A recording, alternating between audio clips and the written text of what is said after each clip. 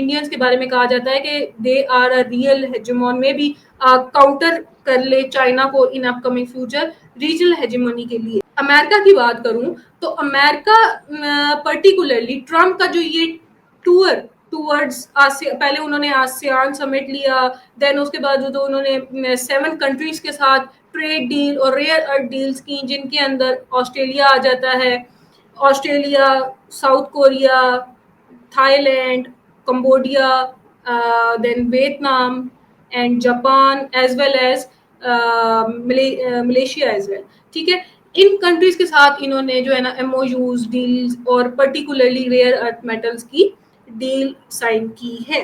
ठीक है, अब ये मैं समझती हूँ as a geopolitical analyst के ट्रम्प का जो ये स्टांस था, ठीक है, वो एक तरह से काउंटर करने की कोशिश कर रहे हैं, शी जिनपिंग को एक मैसेज पहुंचाने की कोशिश कर रहे हैं कि that if you don't give us, it's okay, we have other partners as well.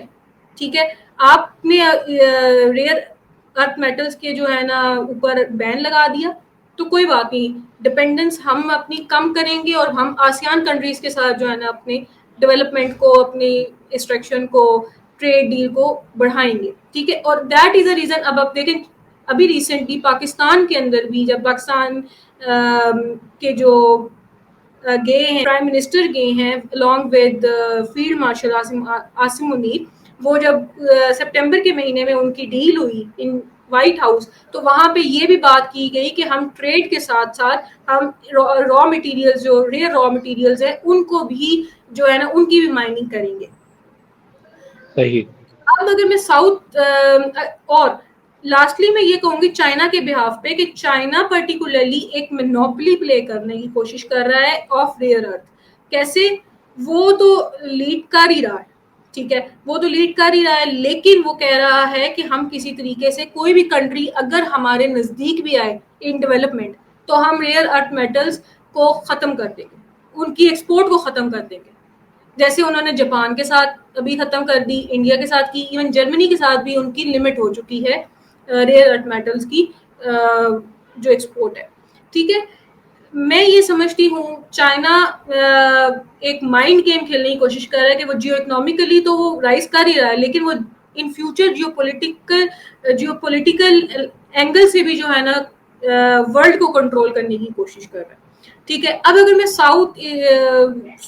South Asia की तरफ आ जाती हूँ, पर्टिकुलरली सब कॉन्टिनेंट की तरफ आती हूँ, तो इंडिया, सबसे पहले इंडिया की हम बात कर लेते हैं। तो India particularly is present in 5th position in जिनके पास बहुत ज्यादा मकदार में ये रेयर रॉ मटेरियल्स हैं, जिनमें सबसे पहले मोनोजाइट्स आ जाते हैं, जो कि इनके साउथ इंडिया के अंदर है। ठीक है, साउथ इंडियन रीजन के अंदर है, जिनमें उत्तर प्रदेश और केरला का जो रीजन है वहां पे जो है ना इनके पाए जाते हैं। नाउ जो इन्होंने डीलिंग की है शी जिनपिंग के साथ पिछले मंथ, उससे मुझे ये समझ आ रही है कि इंडिया फिलहाल एक रीबैलेंसिंग सिचुएशन क्रिएट करना चाह रहा है। क्यों? क्योंकि we all know that India needs economic dominancy in this region. ठीक है, इकोनॉमिक नीड है एक उनकी। ठीक है, उनको ईवीज और उनको कार्स मैन्युफैक्चरिंग के अंदर बहुत ज्यादा इन चीजों की जरूरत है। उसके अलावा वो ये विचार रहा है कि हम एक स्टैटिक जियो स्ट्रेटेजिक अपनी जो डोमिनेंस है या जो हमारी पोजीशन है उसको भी डैमेज किए बगैर China, Russia as well as United States of America के साथ डील करें और उसको जो है ना हम किसी तरीके से आगे मजीद बढ़ाएं। That is the reason why Indians के बारे में कहा जाता है कि दे आर अ रियल हेजेमोन में भी काउंटर कर ले चाइना को in upcoming future regional hegemony के लिए।